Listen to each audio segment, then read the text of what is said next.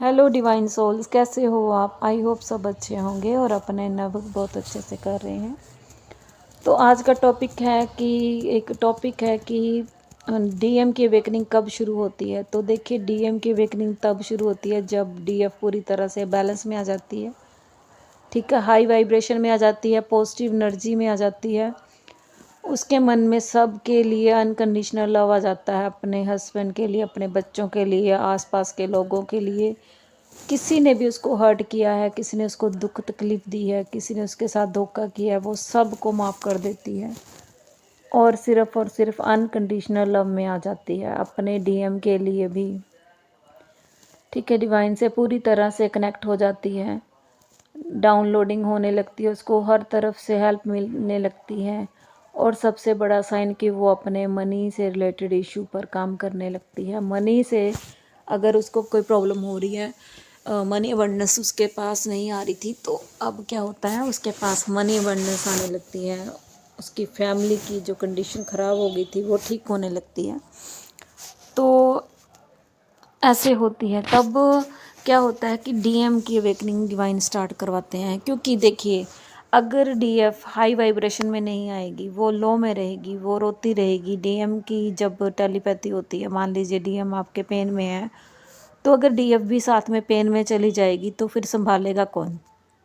Divine दोनों को कैसे संभालेंगे? अगर आप दोनों एक ही टाइम पर लोअर वाइब्रेशन में चले जाएंगे, लो हो, रो रहे हो, एक दूसरे के लिए तड़प रहे हो, तो फिर अवेकनिंग कैसे होगी उनकी? क्योंकि डिवाइन के लिए सबसे पहले काम होता है किसी एक पर्सन को, मोस्ट ऑफ द टाइम वो डीएफ होती है, एक पर्सन को हाई वाइब्रेशन में लेके आना, ताकि वो अगर डीएम भी उसके डाउन जा रहे हैं तो भी वो हाई वाइब्रेशन में रहे और उनको भी हाई कर सके, ठीक है। इतनी ज़्यादा वो पॉजिटिव हो जानी चाहिए तब उसकी डीएम की पर्सन की जो है अवेकनिंग शुरू करते हैं डिवाइन।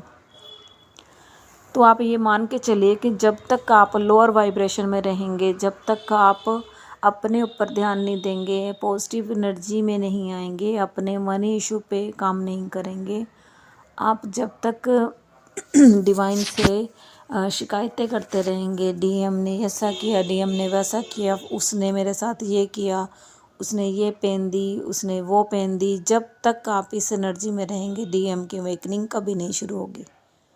और उनकी अवेकनिंग में ज़्यादा टाइम नहीं लगता है, डीएफ के कंपैरिजन में बहुत कम टाइम में वो उनकी अवेकनिंग हो जाती है। और यूनियन कब होगा? जब उनकी अवेकनिंग ख़त्म हो जाएगी, वो पूरी तरह से आपकी तरह ही हाई वाइब्रेशन में आ जाएंगे, तब समझ में आई? तो इसीलिए आपको बार बार बोला जाता है कि इनर वर्क कीजिए, इनर वर्क कीजिए, उसको करने पर ही आप हाई वाइब्रेशन में आएंगे। अगर आपको क्या लगता है कि वीडियो सुनकर, किसी की भी गाइडेड वीडियो सुनकर या कोई म्यूज़िक सुनकर आप हाई वाइब्रेशन में चले जाएंगे? नहीं जाएंगे, क्योंकि आपके जब तक चक्रास बैलेंस नहीं होंगे, चक्रास ओपन नहीं होंगे, अनब्लॉक नहीं होंगे, तब तक वो स्टक एनर्जी रहेगी, उनमें ब्लॉकेज रहेगा, तो आप हाई वाइब्रेशन में नहीं आ पाओगे। तो बस इनर वर्क इतने शिद्दत से कीजिए कि बस डिवाइन खुश हो जाए, मजबूर हो जाए आपको वो सब देने के लिए जो आपका हक है। इतने ज़्यादा शिद्दत से काम कीजिए अपने ऊपर कि डिवाइन को पता चले कि हाँ, ये पर्सन सच में उस इंसान को पाना चाहता है। कुछ भी हो जाए, वो अपनी सोल को पूरा करना चाहता है, ठीक है। तो आपको बहुत ही प्यारी एनर्जी में आना है, बहुत ही हाई वाइब्रेशन में आना है। आज मैं सोच रही थी कि किस टॉपिक पर वीडियो बनाऊं, तो मुझे भी पता नहीं चल रहा था टॉपिक, लेकिन देखिए डिवाइन ने दिया है मुझे आज टॉपिक, और मैंने 2 वीडियो बना दिए हैं हाई वाइब्रेशन में जो डीएफ्स है, और उनकी जो चैनल मैसेज हुए थे मुझे अभी अभी डिवाइन की तरफ से, और अभी उसी से रिलेटेड एक और वीडियो अभी मैं बना रही हूँ कि कब होती है उसकी डीएम की अवेकनिंग शुरू।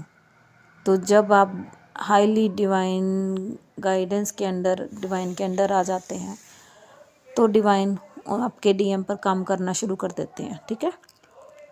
तो thank you all, God bless you all. अगर मुझे कुछ और इसके बारे में पता चला तो मैं ज़रूर वीडियो बनाऊंगी पार्ट 2।